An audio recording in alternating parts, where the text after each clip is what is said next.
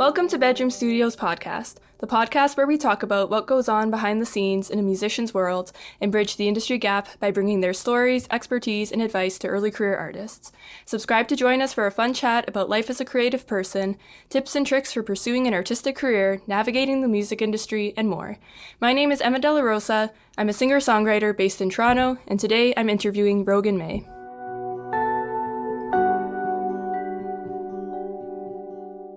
Rogan Mei. It's always like this. Okay. This is just the vibes of the. So I edit all of this out, but this is what it truly is. Okay, I'm getting an inside look. Yes. I can't do it. You got it. I got this. You should just read your own bio. Why do I have to? I guess I could. No, it's okay. I got this. Rogan Mei is an indie folk artist and producer with roots in Barrie, Ontario, and a soul steeped in the wilds of northern Canada. His upcoming EP, Dickies Green Plaid Jacket, is filled with lyrical stories, violin solos, and angst, touching on themes of nostalgia, acceptance, and northern living. Nice. Well done. Yay, we did it! The end. End of episode. Yeah. Okay. Hardest episode yet. Yeah. I'm so glad you're on the podcast. How are you? We're live. Yeah. I'm doing well, yeah. I guess you know from our experience last weekend with the co-op, like it was a pretty intense week. Yeah. At Georgian College, so it was nice to have time off after that. Yeah. So for anyone listening who does not know, Rogan and I are part of the Canadian Musicians Cooperative. It's an artist development program, and we are doing the tour showcase this year. So we've been in rehearsals for the past couple of months, working on a 3-hour long showcase of original material and covers of Canadian music. And we're going to be performing those songs in a bunch of different municipalities in Ontario this summer. So last week was our tech week. We were at Georgian College Theatre, and we were rehearsing the show with wardrobe and with lights and tech, and it was a really intense week.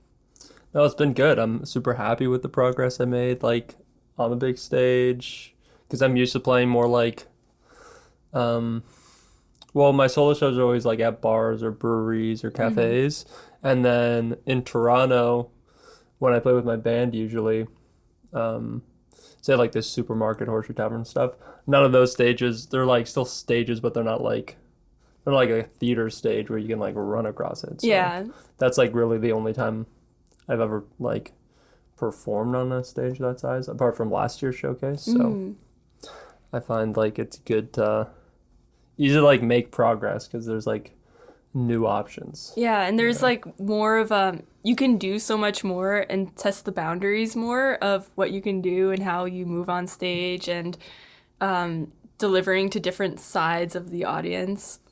Yeah. Yeah. And delivering to people. Like Yeah. we have, that's a big theme for me in this showcase because we have the thing in the last song Yeah. where we're like walking up to each other and like singing. Yeah. And then I have something with Fura where we're like kind of doing like a half circle, like singing, like kind of co-lead. And so it happens a couple times, and it's very like different than my own music would be. So it's Yeah, cool. because when you're on a small stage and you're doing like singing lead, everyone's behind you, and it's hard to interact with the other people on stage because the stages are usually so small, and you can't really turn your back to the audience to interact with your guitar player or your bass player. Yeah. And as like a band leader, or like when I'm singing my songs and everybody else has to take like, you take the first step and everybody else like follows you, like you're kind of like driving the bus in a sense. Yeah. But when you're on stage with someone doing like a co-lead, sometimes like someone else will initiate some kind of like moment, and you have to be able to like catch what they're saying, catch their drift, and be like, okay, I'm on board with that. Or it ends up being like, I'm not quite sure what you mean. But Yeah. You only have a split second to like understand. So Yeah, I kept on looking at the beginning of the week, especially. I kept on looking at what other people, like the other singers on stage, were doing and trying to copy what they were doing so it looked cohesive. But then I got feedback that it looked like I was unsure of myself when I was trying to follow what other people were doing. And so I've been trying to initiate more, which has been really scary, but really fun. Yeah. Yeah. Yeah. Yeah, there's so much to like learn. Yeah. And you get a sense of like, because I felt like that too when you see like Anna or even Tia Fura when they have like almost unique styles Yeah. that are really like animated and like I'm like a folk artist, so I'm used to just like being in one spot more or less. Yeah. I like moving around, but that's not my thing. My bread and butter or whatever. So you see them and you're like, okay, they're doing the moves. Maybe I have to do those moves, but then I'm like, okay, wait. A, that would just never work for me. You never B, know. It could. well, maybe not. It has to I don't like know. fit with your persona, I think. You know Yeah. what I mean? Maybe not the exact same way that they're doing. Yeah, it would just be their- like funny. Yeah. So then I had to like look up other artists that like either that did the songs, the covers that I was having to sing, or artists that I just like. Mm-hmm. And then I'm like, okay, how are these people? Seems like it's more in line with how I would be, and then I like watch them, and then the next day be like, okay, today I'm gonna do that like Yeah. that one air punch that guy did all the time. You know what I mean? Just like little baby steps. I'm trying to embrace how I naturally move and then just do it more and bigger movements. Yeah. I have questions for you. Yeah. Let's get. Yeah. Because you have a lot of things going on in addition to all the co-op stuff. But yeah, I like to start out by asking our guests to introduce themselves and give a bit of background on their artistic journey, musical journey, and how they got to where they are today. Sweet. Yeah. Yeah, my name is Rogan Mei, and I'm an indie folk artist. Music kind of runs in my family. My grandfather played sax in the Canadian Army Orchestra, and then both my parents played piano, not professionally, but they're both like quite good at piano. I have like various family members who teach music. Like my Uncle Sean taught at St. Teresa's High School, their whole music program for like Wait, ages, which years one? and years. Like Richmond Hill one? No, this is in Midland. Oh, okay. And then, yeah, the like family members who run the Tabone School of Music in Hamilton. So there's like tons of people playing music throughout my family, even though I actually never really grew up playing music with them that much. Like I did group lessons in guitar when I was a little kid. And my parents, when I first started to learn, my parents I have like two older brothers, and they'd like would put us in a different room each. And like in one room, there'd be like a guitar, and in one room, there'd be like this really old school laptop, like one of the first like laptops or to practice typing. And then there'd be like our piano, and then they'd like put a timer on and just like leave the room and close the door. And you have to, and like I hated piano, and I would just cry for half an hour every day. And then the typing I also hated and never got better at typing. And then the guitar, after a while, I was like, I kind of like this. So then we went into group lessons, and I had like a couple little bands in elementary school, and played a bit in high school, but I didn't start writing music until maybe I was like 20 or something like that. Like I definitely like leaned into music hard, because I lived in like a really rural place. And then especially during the time where my mom was sick, I'd like sit in my room alone and play guitar for hours and stuff. But I never really saw myself being an artist, or even the idea of it until maybe I was in my like 19, 20 or something like that. Then I became a firefighter, so I like deviated hard because I didn't think I was that good, and I probably wasn't really that good at the time. And then, yeah, I got into forest fire, and I did that for like years, and like went pretty hardcore and tried to like move up, and ended up going out west, and doing smoke jumping, which is like paratax. So like you get there by like parachuting into the fire. So it's like very niche, and not a lot of people get into it. So that was like a dream I had for a long time, and I did it, and I loved it. And it just takes you far away from home, and Yeah. it wasn't great for pursuing music at the same time, because you're always in like all these oil towns or mining towns or like literally in the middle of nowhere. And there's just like trees around you and you're like, well, there's no not a lot of opportunities here. Just a big Let me forest pull fire. out my guitar. Yeah. But I would like write songs like on the fire line and stuff, like hum songs to myself and then try to like remember them when I got home or like in my tent try to write down the lyrics I like came up with. That was kind of fun. But then at a certain point a couple years ago, I think I knew for a long time that what I really wanted was to be an artist, but I don't know, like you got momentum down a path and like Yeah. it is feeding like certain parts of you. So, and it's giving you things that you do like super good camaraderie in like being a firefighter. There is like kind of like a brotherhood happening. So you feel like you have a big family. But yeah, eventually it became clearer and clearer that I'm not going to be happy. Like I'm getting less and less happy the more I put off like focusing on this. Yeah. So then I went back to school to Seneca College in Toronto, one off season, and then I went back to firefighting, and then things happened where I had an opportunity to move back to Barrie and like get this house with my two of my friends, my one friend from high school and his brother, which was like a really good opportunity at the time. It was like a year and a half ago. And Barrie's like super central to where most of my family lives because I grew up in Hillsdale, which is like 20 minutes north. And then I have family that lives like in Collingwood and Kitchener. So I was like, okay, if I'm gonna like come back to being able to see my family and friends a lot more, this seems like the time to do that. And like literally like 3 days after I called my base and said I wasn't coming back that year, I saw like some random website that ended up being the co-op and I called it and it was Val on the phone and she's like, come on over. And then I'm like, I look it up and it's like a kilometer from my house.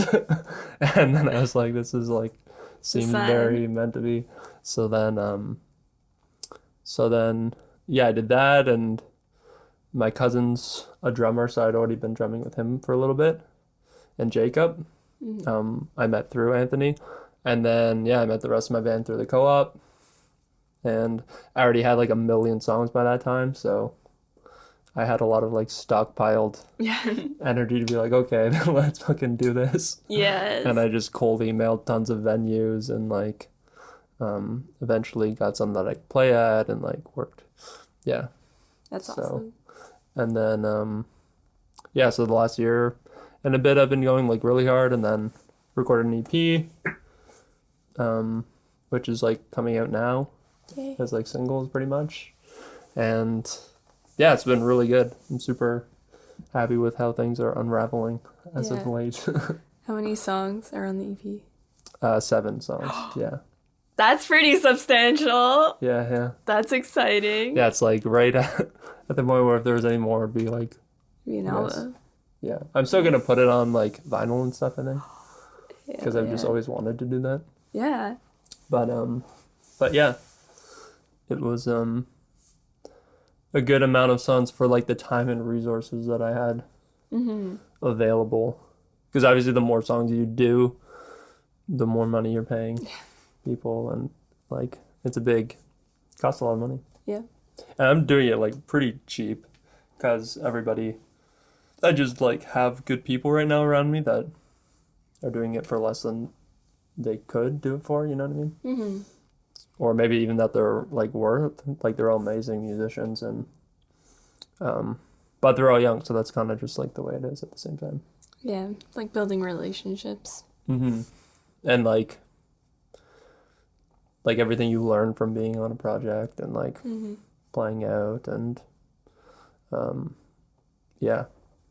That's awesome. When you were deciding to leave firefighting to do music, I think it's something that's pretty relatable. Not being a firefighter, but like a lot of us have other jobs that we're doing alongside music or at some points in place of music or a day job, and to make the decision to devote more time to pursuing music can be really difficult, especially at the beginning when music's not really the thing that's making a lot of money.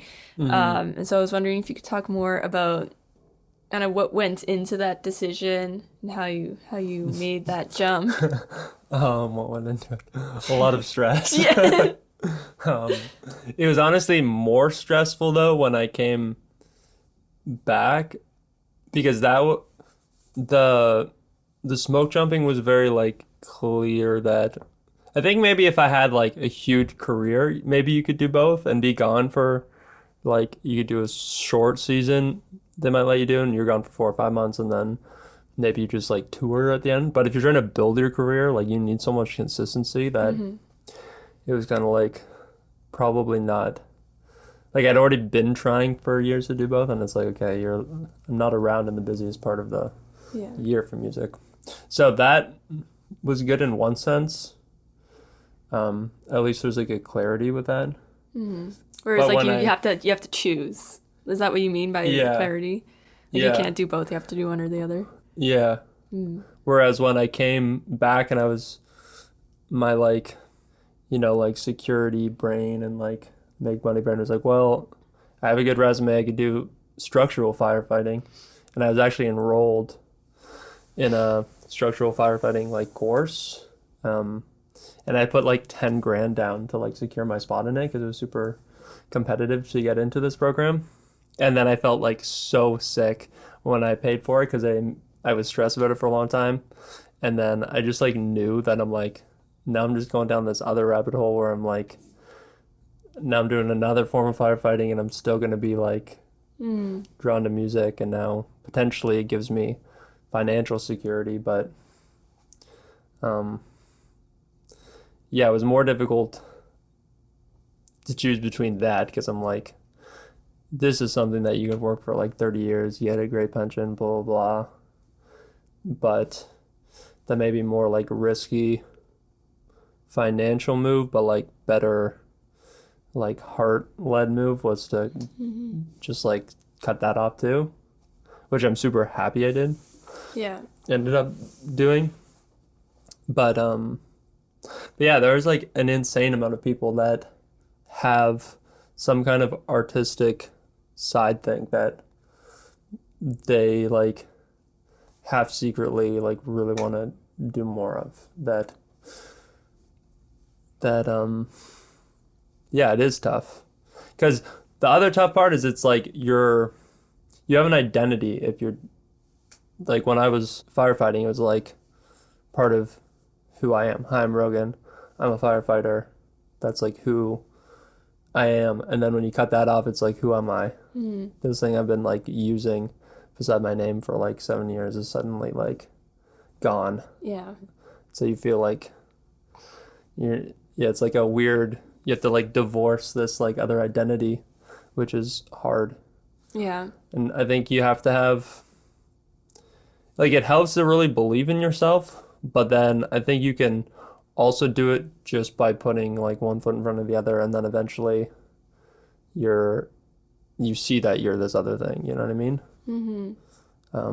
But yeah, I've had friends from fire who are like amazing drawers. They like show me their sketchbook, you never know, and then they have like incredible like sketchbooks, or they're like a painter, or they're like my friend I'm living with right now, Ryan. He's getting more into photography, and it's a similar struggle. He's like, I have a business. He has a business with his brother doing renovations, and that's artistic in some ways as well.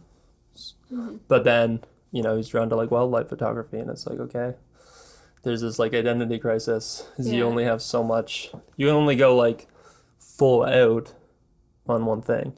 So you have to then decide, to what extent do I want to do this thing? Yeah. And at least for me with music, got to a point where I just had the clarity and like the self, I don't know, like it might even be a little bit of like anger in there that's like, fuck it, like this is what I'm doing, period. Like, stop second guessing. You've been wanting to do this for so long, and it's just gonna keep going down the same like spiral of like, it's like that war inside. Yeah. And yeah, I do feel less conflicted at this point. That's good. So, yeah. Yeah. I still miss what I was doing, but yeah, I feel like your internal like compass is so useful if you can like really act on it, which is so difficult because it's like there's a quote like that's like we run from the things that we know would give us joy, like that we secretly want. Those are the things that we run from the hardest. It's like the hardest to get ourselves to show someone the thing that you love the most or that you're the most proud of, because it's like, what if they don't like it? No, I'm so attached to this thing, it would like destroy me or whatever. And I think, yeah, it's a hard struggle. Yeah, it reminds me of that. There's a different quote that where it's like we're not afraid of, like when we're doing something, we're not afraid of messing up or it being bad. We're like more afraid of it actually working out and it being good. Yeah, That's interesting. Yeah, it's like it's freeing to do the things that you want to do. Actually, though, because if you say you want to, you really want to do it, like if you really want to be an artist, but then you're not doing the things that you know you have to do, then you have the situation where you don't have the art and you don't have, you know, security and you don't have the other thing. So I do think you kind of have to, you have to like at least know yourself well enough or be like clear enough to yourself that's like, okay, it's gonna be super fun, but it also means that there's a lot of work. Like, yeah, I'm sure you even know with this podcast, like a lot of people want to have a podcast. How many hours do you spend talking to someone on the podcast versus working on the podcast and like editing it or getting it heard or like trying to get people on it? It's like there's just so much work behind everything. yeah. I'm in wait, sorry. Why is it every time I open my mouth something goes wrong? It's okay. I always say the motto for this podcast is we fix it in post. You think so? We fix it in post. There's also the saying it gets stuck in post. Like if you talk to an artist, like somebody, and they're like working on a song, and like 2 years later, you could swear the song's done, and then a year or 2 years later, you talk to them, they're like, I'm still working on it, and you're like, it got stuck in post. It's just like this vortex of like, should I redo the lead vocal for the third time? Yeah, sometimes you just gotta finish it. Yeah. Yeah, I'm in sort of like a similar spot as what you were talking about with teaching, because I feel like I'm like right now I'm pivoting away from it before I've even really started my career. But people keep on saying, because I'm still getting the OCT certification so that I can supply teach, so I can make some money and pay for things. But so many people will say to me, like well-meaning, like, you should still get the OCT just in case you change your mind or you want to do it again or you go back to it. And true, but I want to, I don't know, I'm hoping that I won't need to do that if I build my music career the right way. Yeah. I think you have to know what you want and what you don't want to happen. If in your mind you're like, I really don't want to end up being a teacher doing this, then I would just like let that bridge burn, because it's like, why leave a door open that you don't want to go through? It's like, yeah. But if you're someone who's like, you know what, I actually like teaching, there's lots of people who, you know, could see themselves being happy teaching, and like maybe that's what they're meant for. But yeah, I see the value in having like backup plans and stuff, but it seems like if you're putting all this energy into backup plans, like couldn't you put that energy into your main plan, and maybe it works out better than if you don't, if you disperse your energy towards like 5 different backup plans. Like you could have just done the first plan. I don't know. Yeah, no, I agree. I'm definitely, especially since joining the co-op, I've been trying to make a lot more shifts to prioritize the things that I actually want to do. Because I can have my feet in 10,000 different projects, and I still do, but then I get burnt out. And if half of the projects that I'm doing are things that I don't really want to do, then like why am I making myself sick for things that I don't really want to do? No. And I think you'll find like as you get older, you get more and more like attuned to that. At least that's been my experience. Because it's like, you only have so much time, you only have so much energy. Yeah. There are a lot of things that you might not like really be all into, but you just say yes, like maybe in the moment or because a certain person's asking, and then you just have less time. And if it drains you, then like you're not trying like a 1-to-1 trade, like an hour. If you're an introvert and you go to a party that's gonna like drain you for 5 hours afterwards, you're not trading 1 hour at the party for 1 hour at home. Like it's like sometimes not an even trade, but then you have to weigh what you learn from it. And like the co-op took a lot of energy and time, but you also get a lot out of it. So yeah, I was burnt out before joining, and when I got the email that I was accepted, I was like, okay, I can do this. I just need to say no to things. And so I cut out a lot of like the projects and things I had on the go. I said no and kept like only my other, like my teaching job, like private lessons, and that was good. Because I feel like I needed some sort of reset of like, okay, you're only allowed to focus on 2 things. So that was good. Yeah. No, that is good.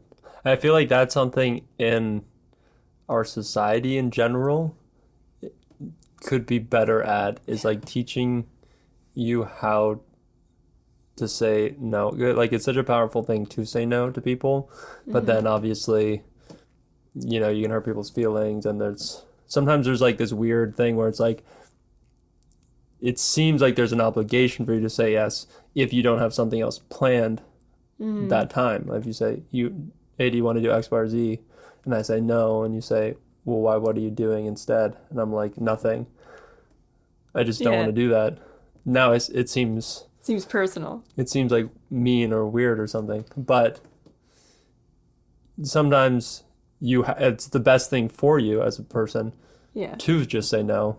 You know your own schedule and what you need.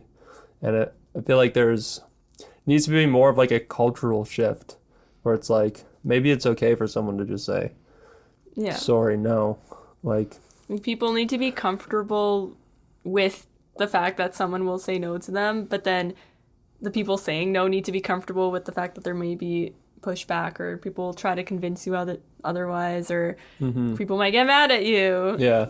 Or like learning how to say no better. Like sometimes I've asked people to like be on a song, or you'd be on a bill, like a band to perform with and stuff like that. And sometimes I'll get like no's from people that I actually end up respecting them more after I get the no, because I'm just like, wow, you did that very gracefully. like you set that up in a way that like didn't hurt my feelings. Doesn't stop me from like wanting you or thinking you wouldn't want to do something in the future. It's just like, no, it's not a good time. And I'd rather someone say no earlier in the planning process than to string me along and then bail at the last minute. Yeah. Like I respect them so much more when they set their boundaries at the beginning. Yeah, that's good. So you kind of like clear your schedule a little bit. Yeah, like completely still burnt out. But, I think it's going to take me a while to recover from that. Yeah. I have more questions. I want to talk about your EP. You released a song last month called Star to Scar, and then you're putting another song out this Friday, and by the time this episode comes out, it will be out in the world. It will be out. It will happen. It's out now. Go listen. Yeah. Can you talk? Okay, wait. Back up. Okay. The thing that really stands out to me about your songwriting is your lyricism. and you paint such vivid pictures and have such great imagery in your songs, and I think that's really cool. No, thanks, Emma. Yeah. So I want to know what your I want to talk about both of the songs that you're releasing. But can you talk about your songwriting process and like what inspires your music, what inspired those two songs, and how did they go from just like the initial idea to being a finished song? Yeah, I think like most songwriters, it happens a bunch of different ways.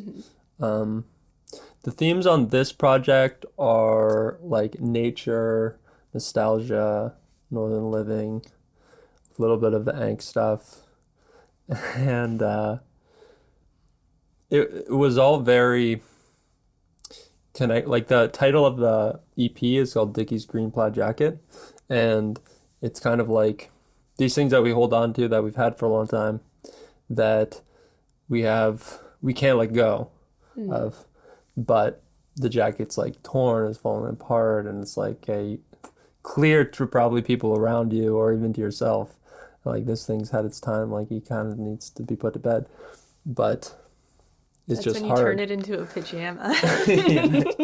Yeah, and so and I do think that's like a decent analogy for like all the songs on the EP, even though they were written at different times.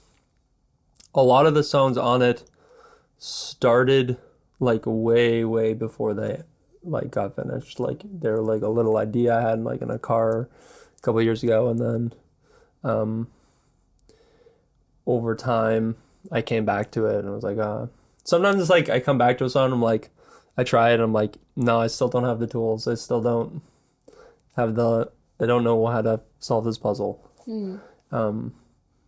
And then other songs like Lefroy, which I kind of prefer and think the songs sometimes end up better this way.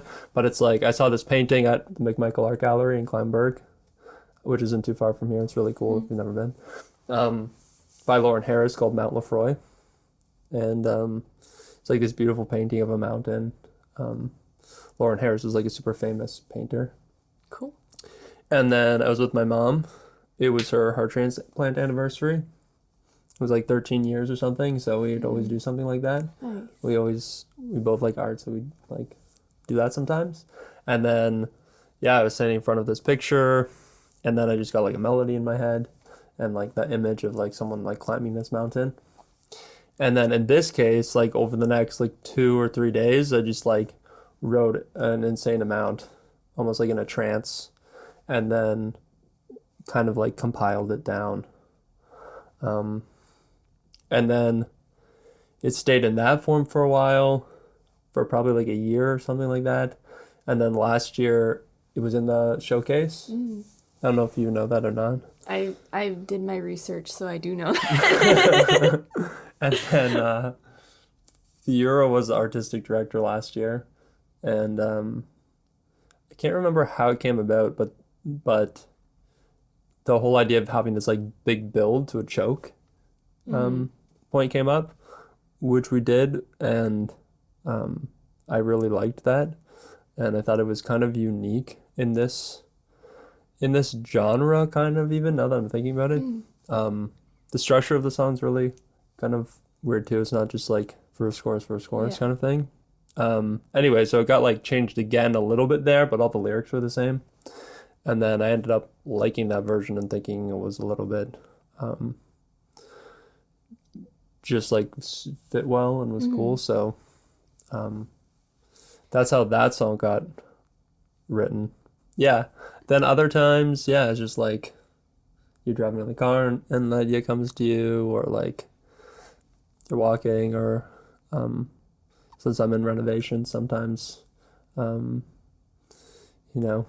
like doing flooring or like doing a bathroom or tiling something, and then I'm like, shit, how do I it's like, okay, I can't lose this idea. It's like a mini panic. It's like, how do I record this song idea without it being really obvious that I'm just stopping working to record this song idea? Have you seen that video of the guy who's like on a ladder And then he starts singing, and then the other two construction workers come up behind him and start singing. It's really funny. That's But funny. he's a really good singer. Yeah. Just like these random guys on a construction site. Yeah. You need to get That's your funny. bros to harmonize with you. Yeah, I don't know if they could sing well enough to do it. But one day, maybe. I'm trying to think of how other songs on this project were. The following song that I released, either the next song after Lefroy or the one after that, is called Rushmore. And that one was cool because I had that idea. It was originally going to be like a song about a road trip that this guy's like keeps falling asleep in the car too, and like he has like angst about his life, and so he's like doesn't care about waking up to see like Mount Rushmore or any of these. At one point there was like a line about the biggest hockey stick in the world, and it's like I don't care about the biggest hockey stick in the world. It was like kind of funny, but then I just had that one part and it didn't really make sense. I didn't know how to make it into a song. And then Anna, last year, the first time I met Anna, we did this songwriting workshop. And each day you'd do like, the day was set up in a few different ways. And then at the end of the day, there'd be like co-writing or like you basically go in a room with one other person and like work on one of your songs or just write a song from scratch or whatever you want. And then one of the days I got paired up with Anna. It was cool because she didn't write any of the lyrics to the song, but she like helped me get the like get the ideas out that I needed to get out. So it was like I never had like an experience like that. Nice. Yeah. And she had never co-written before. Wow. So maybe that had something to do with it. Like there's no like expectations of like, okay, we have to write. When I've done co-writes before, sometimes it feels like, well, I wrote this line, the last two lines, so like, or had the last two ideas, so now I feel like you have to have the next idea, or it's rude if I bring up another idea because maybe that is off balance or something, which I think, I don't know, it's like, I don't know if that's serving the song or not. Yeah, I've had experiences like that when I was writing with like friends from high school and stuff who weren't really super into music and songwriting but wanted to try it. You could tell there was like a little bit of like a shyness or an insecurity where they weren't giving a lot of ideas or like coming up with a lot of things. And so I'm like, well, I don't want it to be like I'm coming up with every single idea or writing the whole song myself. But I did a co-write in May, and the person I was writing with, he was doing like coming up with more of like the instrumental and the piano and the chords and stuff, and I was writing all the lyrics, and he was like kind of really drawing a lot of stuff out of me that I don't think I would have gotten to on my own. And I think that's also like just as valuable in a co-writer and in a collaborator, where you can, I don't know, you can just bring something out of the other person that might not have happened had you not collaborated. Yeah, that's a cool part about it. I want to do more co-writing, I think. Me too. I'm so hungry for it. A lot of people aren't. Like, obviously, I find like so many artists I know will bring up that that's something that they really want to do. But obviously more schedules have to line up and stuff than just like two people or whatever, unless you're doing it with just one other person. But yeah, I guess there are groups out there, but I wish it was more common than it is.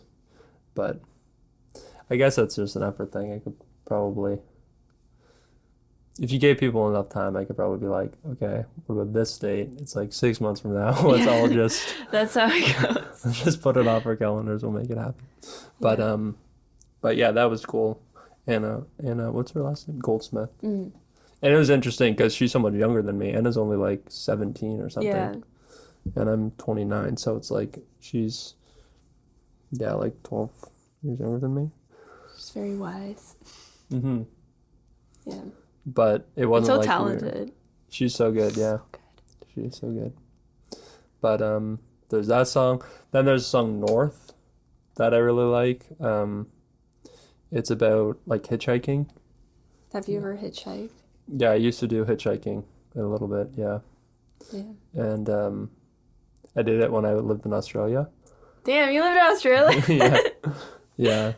Me and my friend Nick had like a van, and we we went out there and we just lived on farms and stuff, and we like picked berries and like picked watermelons at one point, Wow.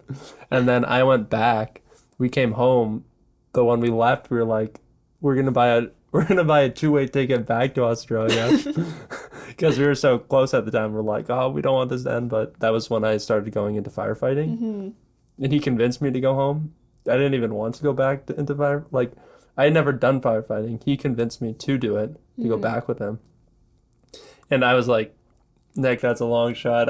Let's just stay in Australia. We're living the dream. And then, like, it ended up in the long run that I did it and then he didn't even do it.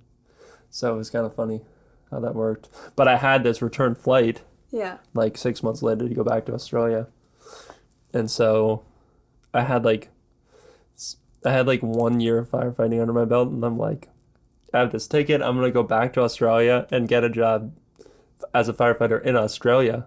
And so I just committed and did it. But it's like I did not have like the resume at all for that to be like a solid reality. But I was just banking on being the fact that I could show up and be like, I'm here, I'm ready.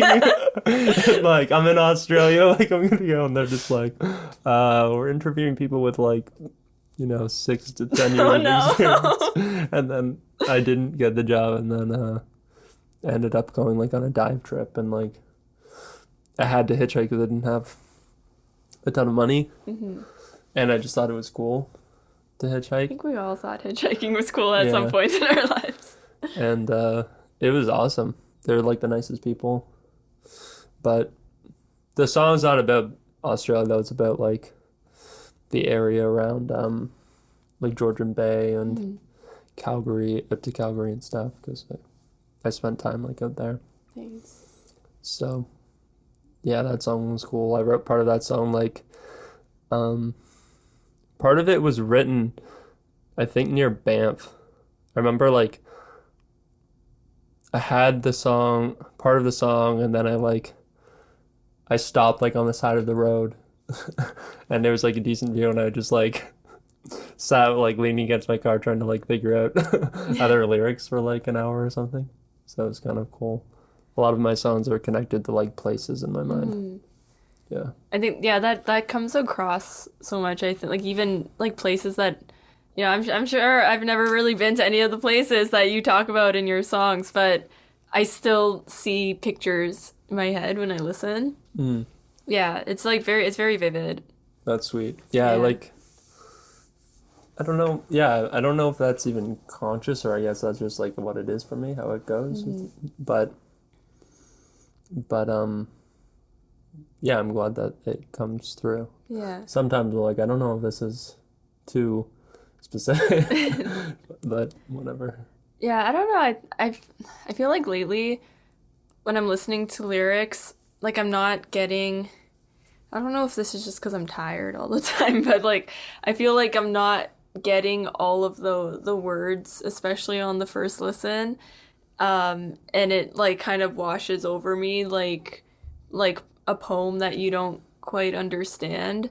But like the sound of the words, it's like it's still like very pleasing to, you know what I mean? Like when you Yeah, read yeah. a poem and you're like, I have no idea what this is Yeah. about, but it's just like the way it rolls off the tongue and the way it sounds, it just like it still gives that sort of like emotional Impression, reaction. Yeah. That's cool. Yeah. I like When- that, I think. Yeah. Okay, so here's my take on Lefroy is this okay, wait. Why can't I words? I'm so like I'm just not doing well, Rogan. You're doing well. You're doing- So when I listen to it, it feels like you're climbing, but at the same time, it feels like you're falling. That's my take. That's an interesting take. Yeah.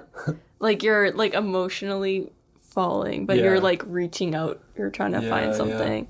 It's true. That is like Yeah. that's a true statement. And I really like how you have so much like descriptive, flowery lyrics in the verse, and then the "Where are you now" is like so simple, and I think it hits so much harder because you're describing all of these things, and then it's just like, where are you now? You know? Yeah. Like, yeah, it hits. It's an interesting take. Yeah, I like that. Yeah. It's funny what you're saying about the lyrics just like washing over you. Because Julian, I don't know if you've met Julian or not. He's my violinist. I He think was in I the- probably walked by him in the hallway of U of T. Yeah, you probably, Yeah, like I've definitely passed by him in the hall, but I don't think I've ever talked to him. yeah. He goes What by year did he Saint graduate? Shepherd. He graduated this year, So I that believe, just recently. okay, so I've definitely walked past him because I would have been in third and fourth year. Mm-hmm. Yeah. But I met him through the co-op last year, and like we've been playing together for like a year, and he's played a lot of the songs on this project like Yeah. a ton of times. He also has a lot going on. He plays like a lot in like orchestras and churches and all the bands and stuff. But like we've gigged with these songs a few Yeah. times, and then when we did the recording in February, and we like all stayed in my house in Hillsdale, or my dad's house, and we recorded them, and like after recording them, we spent like 4 or 5 days like kind of like fully immersed. Like we all slept there and Yeah. were there all day, and then we like listened to some of the songs after we recorded them, and Julian's like, I think I'm like finally getting. I think I understand what these like the songs, but he's like, yeah, this is like it's like painting more of a picture of what it's actually. He's like, I've had so much going on, and like I just had to like learn the songs and play the songs because like we had to do it in front of people. But like now that I'm actually listening to the songs, they're actually good songs, man. I'm like, what? Like I'm always just so caught up in playing it. I never really like. I was like, well, I'll take it, I guess. Well, I've had experiences where I've written a song and I'm like, I don't think it's I don't really like it, or I don't think it's that good, and then I bring it to the band, and then when I hear it with like in a more complete form, then I'm like, this is actually this is a pretty good song. Yeah, that happens. A band can do a lot. Yeah. A band can do a lot. Especially like drums and stuff. Yeah, it's my like least area of expertise when it comes to instruments. I'm getting better because I've done shows with a drummer, and so now I can like sort of lay down a groove for the vibes. But like yeah, sometimes it just like it changes a song completely when you add Yeah, percussion. for sure. Yeah. Yeah, drums change a lot. I feel like when you're a songwriter and you're just doing like the singer-songwriter thing, acoustic, unless sometimes you can fill it with guitar riffs and stuff if you know that, but sometimes the empty space you almost feel like you need to have lyrics in. Whereas when you play with the band more, I start getting more into the idea that like, well, even though I would naturally like write a bridge because I'm a songwriter and I write bridges, I could just not write a bridge, and then that would give this person a chance, Jacob Diamond, a chance to do a solo, or like maybe there's a drum fill here. It's like maybe it doesn't have to be words that fill the space. There's a lot of like musical things that you can do instead that I think maybe that's obvious to a lot of people, but if you're used to like writing alone a lot and you haven't like developed through always writing with a band and playing with a band, sometimes it's not obvious. Like when you're alone, like I should leave more space in the song so that there can be a cool bass thing, or there can be like you can breathe a little more. Yeah. And sometimes even just having empty space it allows the audience to process what you're saying and what you're talking about. Like if there's a line or a lyric that's really impactful, having another set of lyrics immediately after that can sometimes it just like glosses over that epic banger lyric that you just wrote.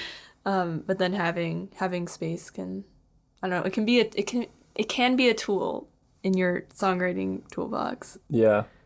And then the opposite can be true. And I think that'll be a big different thing between my project right now and the project I do next year. Will be less busy, because sometimes when you have all these people who are really good and like everybody has ideas and it's sounding like good, you believe in more than maybe is best just because you have it, or I think the simplicity, like I think in my next project there'll be like more tasteful simplicity. I think we did like a lot of it in this, but when me and Wes worked on some of this like post-production of the song, he would even say when we were recording, he's like, I'll just cut all this in. Don't worry, you can overplay. I'm just gonna mute you anyways on that part. Because like there's like ducking, like what ducking means. If two people play something at the same time, you can like just lower one out. So because you can't focus on 5 instruments at once. So I want to like arrange things better so that the right things take the forefront at the right time. Yeah. Simple but musical, but like, just works well together. Yeah. I think that's like a life goals. Life goals. Like not too much, not too little. Right? Like the Beatles or something, you know what I mean? Like that's why people like the Beatles, I think. There's like they did it naturally. There is when I was in school, there was a film composition course that I took, and the professor was talking about how in a film score there's really only 3 things happening at once. One is like the main melody, the other one is some sort of like chord information, and then maybe something rhythmic. And that's like across a whole orchestra where there's a million instruments. But anything that any one instrument is playing can kind of be divided into those 3 categories. Because if every instrument in the orchestra was playing a different thing, then it would just sound like a mess, and you wouldn't be able to understand what's going on. Yeah. And that's what like the pros. I was watching this like video of how the song was made or whatever, and it was for I think it was for Espresso. Okay. Like the Sabrina Carpenter song that was played like, I don't know, too many times last year, like 2 billion times or some crazy number. And the producer of it was talking about how he wrote and recorded this huge symphony orchestra to do like the full song. Like they recorded like 3 minutes of just like the craziest symphony stuff, and he soloed it so you could hear that. And I was like, this is beautiful. And then he's like, and this is the amount of it that I used, and it's like 3 seconds. And he's like, it's all the song needed. So I had to it's all I needed. I didn't need everything else. Or I'm not at that point yet. I'm like, if I recorded that, I'd be like, how can I use this whole thing? Yeah. Can we have a 3-minute sidebar in this in this pop song? I'm at that point right now with the other song that I'm working on there's been 2 songs that I've been working on since last year, on and off. And the other one, it feels like there's just too many things now, and I'm probably going to have to redo the whole thing in a good way, because I want to. But, like, because I made my demo, and then I brought in, like, my musicians to record stuff based on the demo. So now I have all of this live stuff recorded, and I'm like, okay, it's a little bit different than what I originally had, so I need to reevaluate and see what's actually needed now that I have a lot of things that are closer to finished. So it's it's a lot to think about. It's also cool when like someone else mixes your song and you can sort of see what choices they make if there's like a counter melody that they raise the volume for 3 seconds, and then it ducks later on in that section. It's cool to see those choices being made after the fact as well. Yeah, that's something that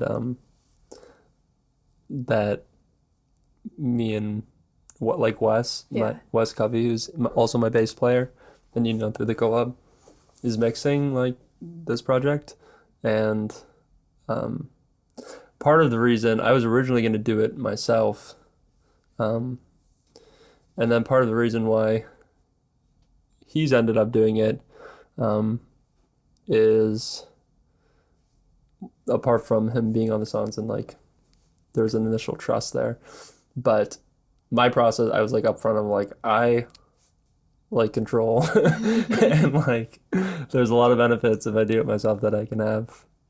I'm limited in control to how good I am at doing it for sure, which he's more knowledgeable and better at aspects, which in turn would give me more freedom in some sense. But yeah, we'll have time. He's been really good at that. We've gone back and forth, or like sometimes he'll even we'll mix like through a Zoom call, because I've had that with other producers or mixers where they like change something, and then even like initially with Wes, I was like listening to like a mix. I got back and I was like, where's that random thing? And then he's like, oh, like I took that out. Normally like no one even notices that kind of stuff. I'm like, no, yeah, like that's missing. Yeah. But you have like to do the job, you have to do that, and it comes back to what we were saying about simplifying. But I mean, I've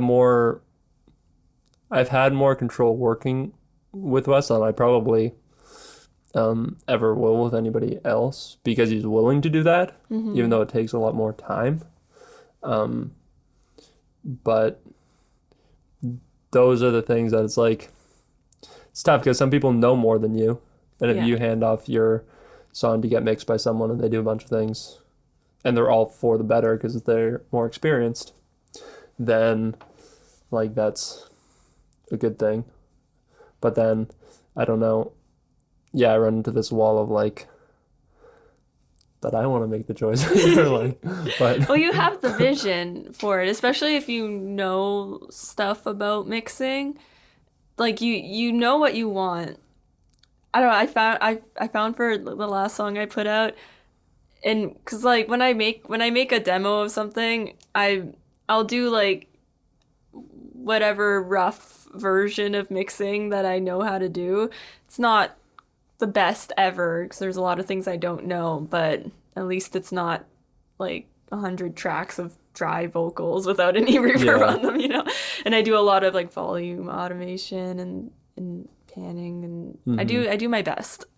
And I found that my mix notes were like basically me wanting it to sound as much like my demo as possible.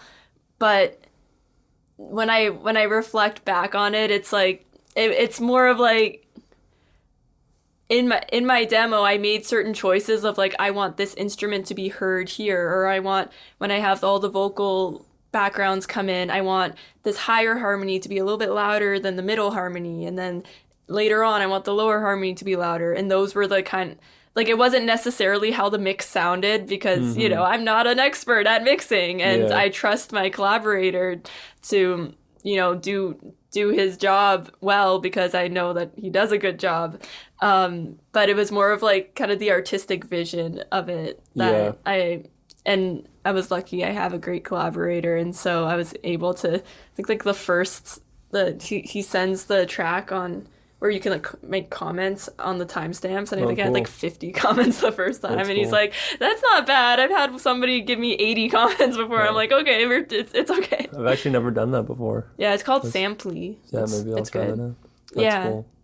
Yeah. Have you been working with this person for very long? He produced 2 songs, Better and Someone I Adore. And then for this song, I released a song called Worse in February, and I produced most of it, but he helped with some production stuff as well, so it was like kind of like co-produced situation, and then he did the mix and master.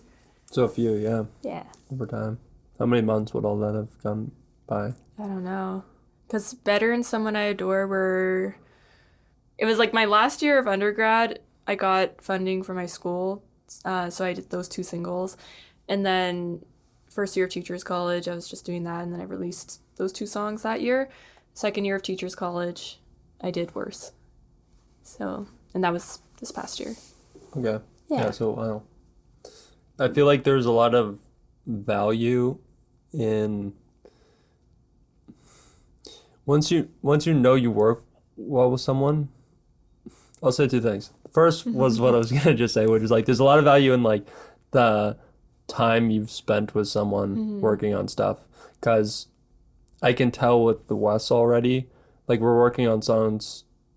Some of the songs are happening at the same time, but it's more or less like we're focusing on this song, then this song. And like as time goes by and he understands more of what I'm going for and understand more of how he works. It's like it becomes a smoother process and it's easier.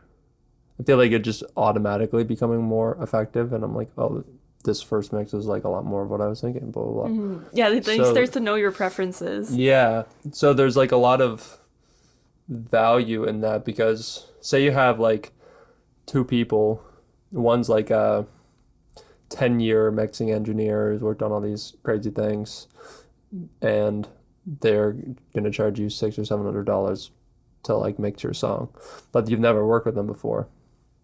They might have way better skills than person B, who has only been doing it for 2 years.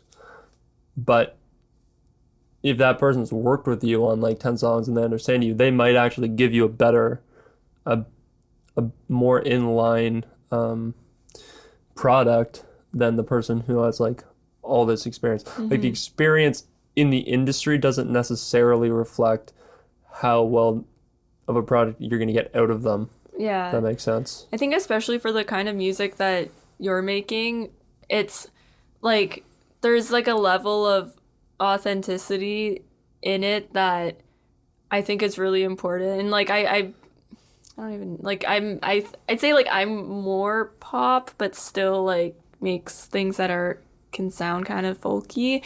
And it's like with that genre, like I've heard songs that are like sounds like a voice memo, but like hits in the heart so much because it's like there's just something about it that seems like so personal. And yeah, I think like I don't know, I feel like the more you do it in a way that's true to yourself, the better the songs come across.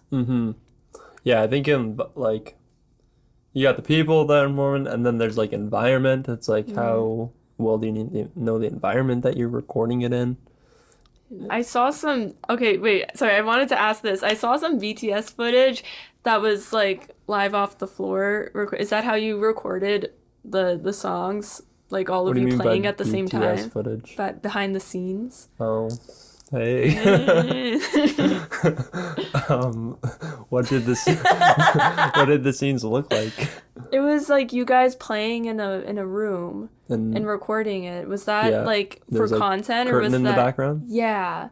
Like we had recorded earlier that day and in the same spot, but we were recording bass, drums, and electric guitar at the same time. But for like the final song, you were recording like multiple instruments in the same room. Yeah. Yeah. That was my question. Yeah, we didn't do the vocal it's in the same room but not at the same time. Same with violin, because there'd be too much bleed. Yeah. In the room we had, but since the bass and the electric guitar could go DI, then those two and the drums got recorded at the same time. Cool.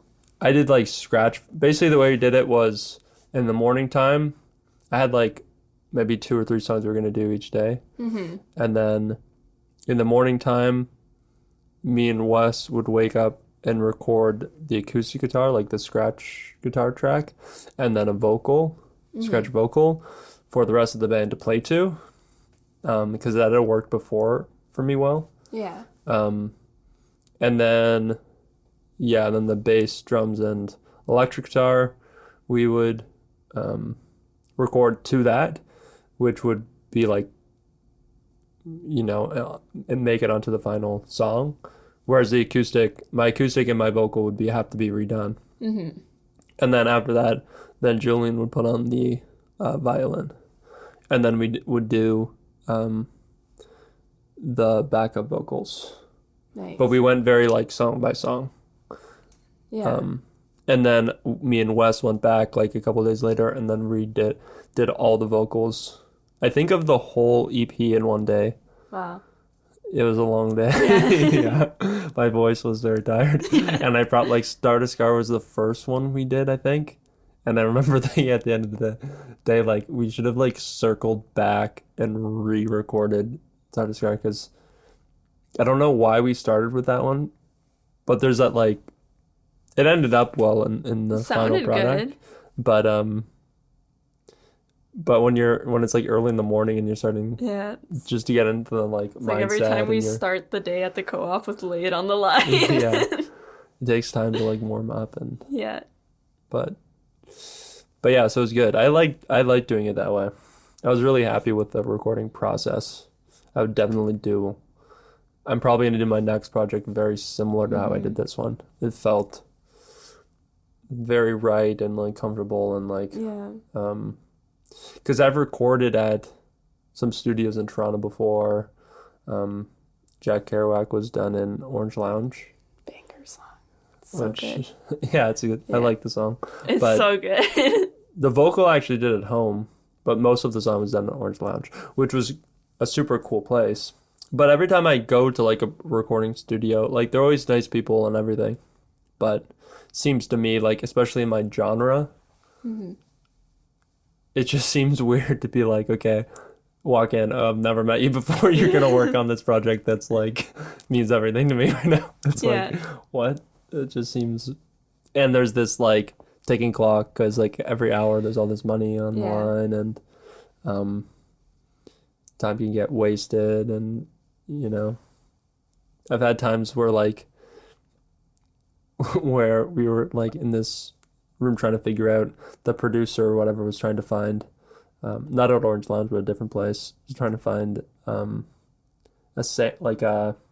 guitar tone that'd be right that from this random idea for the song that we got on the day it was getting recorded.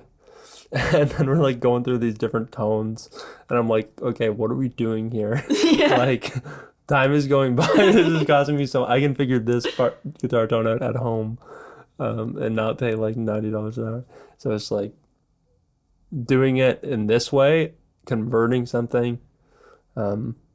So it's not like necessarily a bedroom studio because you can have a drum kit and you can do more at the same time, but it's still like how you like yours more or less. It's like very DIY meets like professionalism. Yeah. If the people you have involved are good enough to do it that way, then I think it's a pretty sweet way to go. Or like renting an Airbnb or like I think it's because you're gonna spend if you have some connections to get gear for deals, it's gonna be cheaper, less like urgent, like you're less like we have to get this, we can't come back tomorrow because it's gonna cost like we don't have the money to come back tomorrow. Yeah. Which I just don't think is helping the song, especially if it's a folk song. That's like, what I mean? It's like that's You have more freedom, less pressure, less stress. yeah. It seems You can take the time to learn and to experiment, especially at the beginning. I think doing as much as you can DIY is so important because then if as you progress in your career, you have a better idea of what works and what doesn't and what you like and what you want.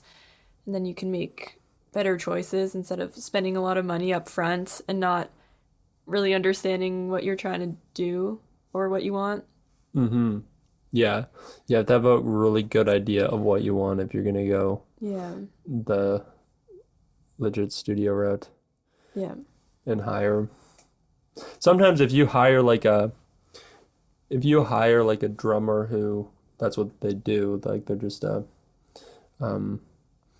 contract drummer or session drummer, like some of the time they're good enough that like they might get a way better product in 10 minutes listening to your song once and then doing what they feel is right than you're gonna get in a week digging around on Logic Pro. Like that is also true. Yeah. But if you don't know what you want and how to direct that person, then you're just throwing money to the wind. It's definitely a process.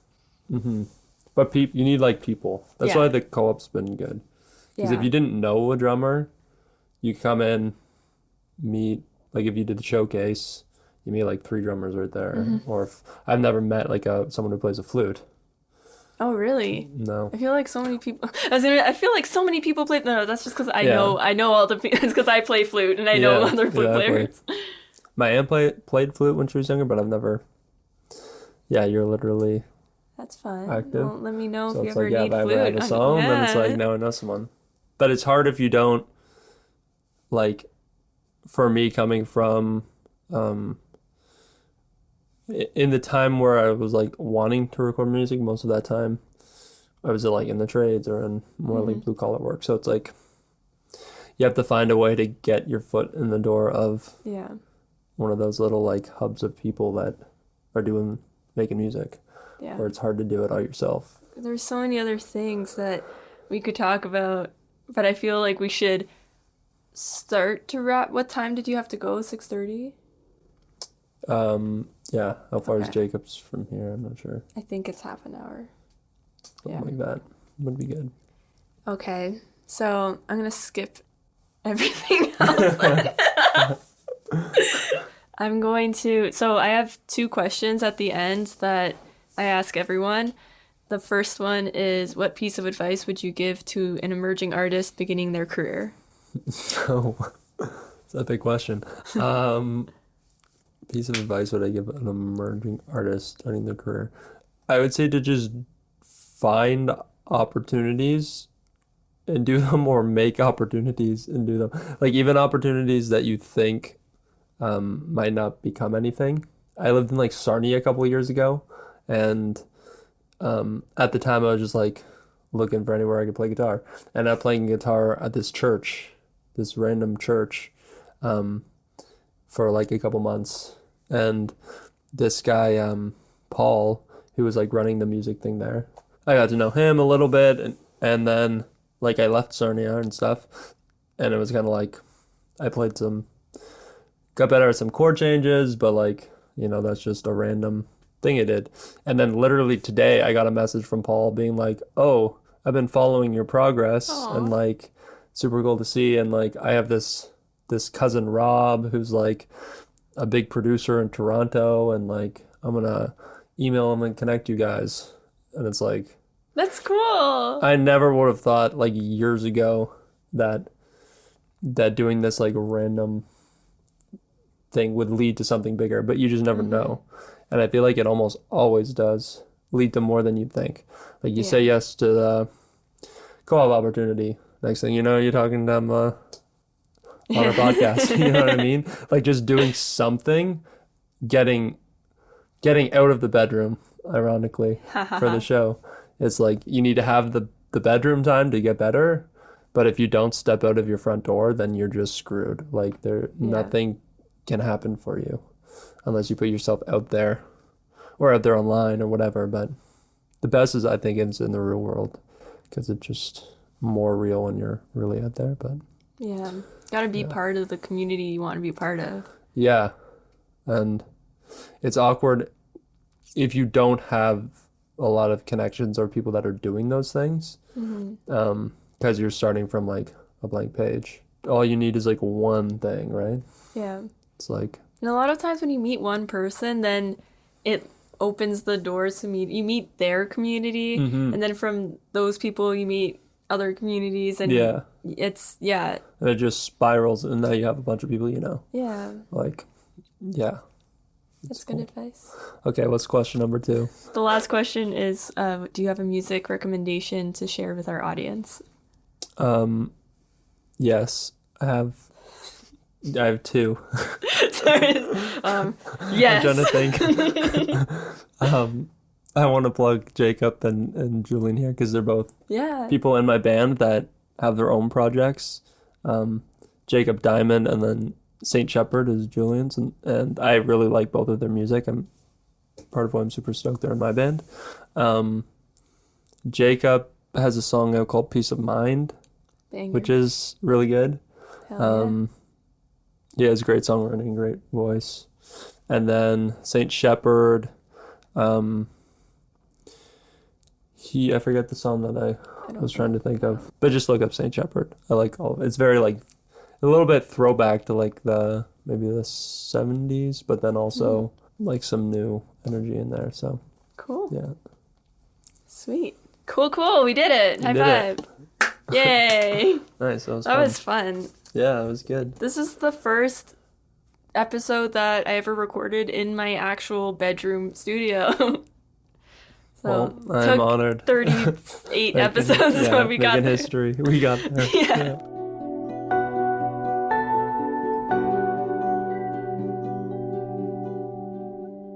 Thank you so much for listening to this episode of Bedroom Studios Podcast. Don't forget to add this podcast to your playlists and follow us at Bedroom Studios Podcast. You can follow Rogan on social media at Rogan Mei and check out his music. All links can be found in the episode description. Thanks again for listening, and we'll see you in the next episode.